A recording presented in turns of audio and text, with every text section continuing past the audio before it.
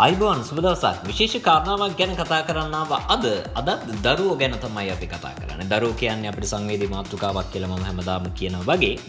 දැන් දරුවෝයි දුරකථනයයි අතර තියෙන සම්බන්ධය කොහොමද අපි දුරස් කරන්නේ කියලා දැන් ඔබ කල්පනා කරනවා ඇති මේ මොහොත වෙන විට දරුවා ෆෝන් එක අතේ තියාගෙන ඉන්නවා නම් ඒ දිහා බල. සමහර විට මේ වැරද්දට මූලික හේතුව ඔයා වෙන්නත් ඇති. ඔයා දුරකථනයේ දරුවට හුරු කරලා පසුව දැන් දරුවා එකෙන් මුදව ගන්න බැරිව ඉන්නව වෙන්නත් පුළුවන්. මම මෙන්න මේ කාරණා කිහිපය කියන්නම්. දරුවා ජංගම දුරකථනයට ඇබ්බැහි වෙලා ඉන්නවා නම් ඒකෙන් මුදව ගන්න පුළුවන් ක්‍රම කිහිපයක් පිළිබඳව තමයි මේ කතා කරන්න යන්නේ. දරුවට පුළුවන් තරම් තේරුම් කරන්න විශේෂයෙන්ම දඬුවම් නොකර දුරකථනයේ නරකයි කියලා කොයිම වෙලාවකවත් දුරකථනයේ පොලේ ගහන්න වගේ දේවල් කරන්න යන්න එපා. වැඩිපුර භාවිතයෙන් ඇතිවෙන කියන දරුවට තේරුම් කරන්න වැඩිපුර භාවිතයෙන් ඇතිවෙන අධ්‍යාපන ගැටලු, සෞඛ්‍ය ගැටලු, ඒ වගේම හැසිරීම් වල සිදුවන ගැටලු දරුවට සරලව පැහැදිලි කරන්න. ඒ පැහැදිලි කරන ගමන් දරුවගේ අදහසුත් අහන්න. ඒක තමයි පළවෙනි කාරණාව. දෙවෙනි එක කාල සීමා එකඟතාවයක් නියම කරන්න. කියන්නේ කාල සීමා එකඟතාවයක් නියම කරන්න කියලා කියන්නේ දවසට පැය එකක් වැනි නිශ්චිත කාල සීමාවක් දෙන්න පුළුවන් නම් එහෙම නැත්නම් මේ වගේ පුංචි කාල සීමාවක් යොදාගෙන දෙන්න පුළුවන් නම් හොඳයි. ඒ වගේම පාසල් වැඩ අවසන් වූ පසු පමණක් භාවිතයට ඉඩ දෙනවා වගේ දෙයක් ඔබට කියන්න පුළුවන්.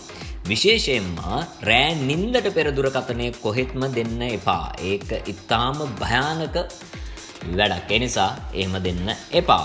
දෙවෙනි කාරණාව විදිහට තමයි මම මේ කාරණාව ගත්තේ කාල සීමාවක්. ඒ කාල සීමා එකඟතාවයකට එන්න දරුවත් එක්ක. දැන් තුන්වෙනි කාරණාව. දෙමාපියන් හොඳ උදාහරණයක් වෙන්න ඕනි දරුවන්ට. දෙමාපියන්ම හොඳ උදාහරණයක් වෙන්න ඕනි. පුළුවන් ඔබට ඒක කරන්න. ඒ කියන්නේ ඔබ දරුවා ඉදිරියේ දුරකථනයට ඇබ්බැහි සිටිනවා නම් දරුවගෙන් වෙනසක් කොහෙත්ම බලාපොරොත්තු වෙන්න බෑ අපිට. ඒ නිසා ඒක කරන්න එපා. පවුලේ කතා බහ, ආහාර වේලාවන් ගන්න වෙලාවට දුරකථනය ඔබ පාවිච්චි කරන්න එපා. දුරකථනය රහිත කරන්න. ඒක හොඳ වැඩක් කියලා මම හිතනවා. ඒ තුන්වෙනි කාරණාව. දෙමාපියන් හොඳ උදාහරණයක් වෙන්න ඕන. හතරවෙනි කාරණාවට එනවා මෙන්න මේ විදිහට විකල්ප ක්‍රියාකාරකම් හඳුන්වලා දෙන්න ඕනේ දරුවන්. මොනවද විකල්ප ක්‍රියාකාරකම්? පොත් කියවන්න, සෙල්ලම් කරන්න, චිත්‍ර අඳින්න, නැත්නම් මොන හරි අත්වැඩක්, ඒ වගේම සංගීතයට හුරු කරන්න පුළුවන් දරුවව. ගෙවත්තේ වැඩවලට ඔබ ගෙවත්තේ වැඩක් කරනවා නම් දරුවව එක්කන් ගිහිල්ලා ඒකට යොමු කරන්න. එතකොට දරුවට සතුට ලැබෙන වෙනත් දෙයක් ලැබුණොත් දුරකථනයට තියෙන ආසාව පොඩ ඈඩ් කරන්න අපිට පුළුවන්. මේක එක සැරේ කරන්න පුළුවන් දෙයක් නෙවෙයි කොහොත්. ඊළඟට දුරකථනය දඬුවමක් බවට පත් කරන්න එපා. ඇයි එහෙම කියන්නේ? දුරකථනය දඬුවමක් බවට පත් කරන්න එපා දුරකථන භාවිතය. මෙන්න මේකයි හේතුව. දැන් වැරද්දක් කරලා ඔයා කියනවා දරුවට මෙන්න මේ විදියට. වැරදි කළා නම් දුරකථනය දෙන්නේ නැහැ කියලා කියපු ගමන් දරුවගේ ඔළුවට යනවා. නිතර මේක කියනකොට දරුවා හිතනවා දුරකථනය කියන්නේ ඉතා වටින දෙයක්. ඒ නිසා දරුවා ඒක ගන්නම තමයි try කරන්නේ නේද? ඒ නිසා ඒක ස්වභාවිකම සීමා කරන්න උත්සාහ කරන්න. ඒ වගේ දඬුවම් දෙන්න යන්න එපා. මේ දරුවගේ මනෝභාවයත් එක්ක අපි කටයුතු කළ යුතුයි. ඊළඟ එක තමයි අන්තර්ජාල ආරක්ෂාව ගැන දැනුවත් කරන්න. විශේෂයෙන්ම මේ අන්තර්ජාලය කියන්නේ අපිට අත්‍යවශ්‍යම දෙයක් කියලා ඔබ දන්නවා. විශේෂයෙන්ම නොහොබිනා වීඩියෝස්, ක්‍රීඩා, සමාජ මාධ්‍ය පිළිබඳව කතා කරන්න දරුවට කියන්න. ඒ පිළිබඳව තේරුම් කළ දෙන්න. ඒ වගේම දැන් සෝෂල් මීඩියා පාවිච්චි කරනකොට අපි කියනවා YouTube වගේ දේවල් පාවිච්චි කරනවා දරුවන්ට ආරක්ෂාකාරී විදිහට යන්න පුළුවන් විදි තියෙනවා. ඒ ක්‍රම පාවිච්චි කරන්න. ඒ පිළිබඳව අපි ඉස්සරහදී කතා කරමු.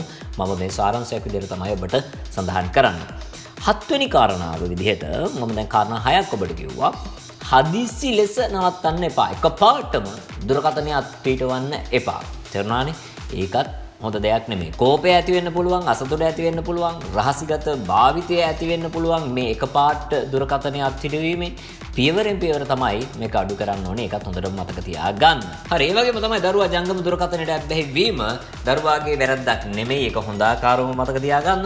අපේ මඟ පෙන්වීම අඩු ස්ථානයක් එහෙම නැත්නම් අපේ මඟ පෙන්වීම අඩු නිසා එහෙම නැත්නම් අපි දරුවන්ට ආදරය දුන්නේ නැහැ කාලය වෙන් කරේ නැහැ දරුවෝ සමග හිටියේ නැහැ මෙන්න මේ දේවල් නිසා වෙන්නේ නැති දරුවා සමහර විට දුරකථනයට බැහැ වෙන්නේ නැත්තේ ඒ නිසා විශේෂයෙන් මේක මතක තියාගන්න දරුවා දුරකථනයට බැහැ වීම අපේ වැරද්දක් තමයි කියලා අපිට කියන්න වෙයි මොකද ඒකට හේතුව දරුවා කියන්නේ තාමත් ඉගෙන ගන්න කෙනෙක් ඒ නිසා දුරකථනයට බැහැ වීම කිසිසේත්ම ඔවුන්ටම විතරක් බැර කරලා අපිට අත පිහදා ගන්න බෑ. ඒ නිසා අපි දරුවව පුළුවන් තරම් දුරකථනයෙන් ඈත් කරමු පුංචි දරුවන් විශේෂයෙන්ම ඔවුන්ට ඇතිවෙන ආබාධ අතුරු ආබාධ මේ දුරකථනය නිසා ගොඩක් වැඩි මේ වෙන බෙට. එහෙනම් සුබ දවසක් මේ කාරණාව හොඳින් මතක තියාගන්න.